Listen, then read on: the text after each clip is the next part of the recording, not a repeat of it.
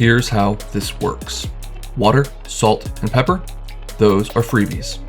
Your pantry, it better have flour, oil, vinegar, mustard, and garlic.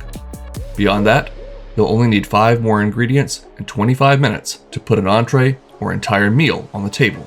So, shop, set the clock, and let's dish out.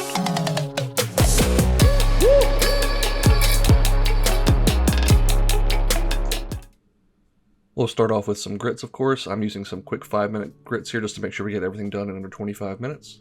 Some extra sharp cheddar cheese, which we will of course grate ourselves. And olive oil is not going to cut it here. We need some butter for richness and creaminess. Some blackening seasoning, use your preferred brand. And I've got some salmon fillets here. First up, I'm going to grab a sheet tray with some aluminum foil, put down a little olive oil, and brush that because salmon skin is sticky stuff. Lay down a couple fillets.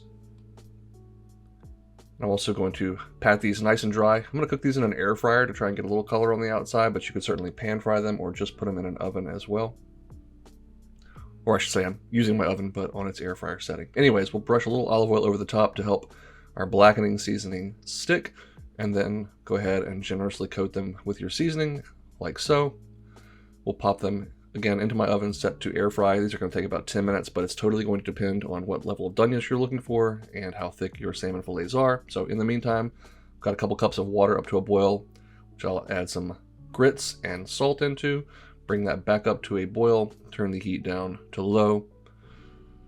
Want to make sure you whisk pretty vigorously here so you don't get any lumps. Pop that lid on, cook them per your package directions. For me, after about 4 or 5 minutes, mine were nice and thick. I dropped down some butter.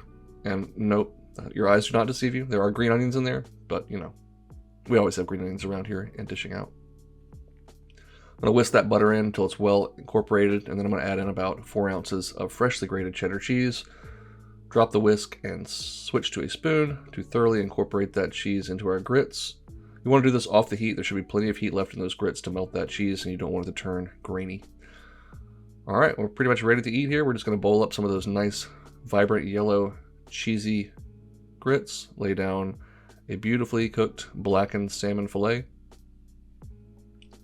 and I'm going to top it with just a few thinly sliced green onions, again just for a little pop of color.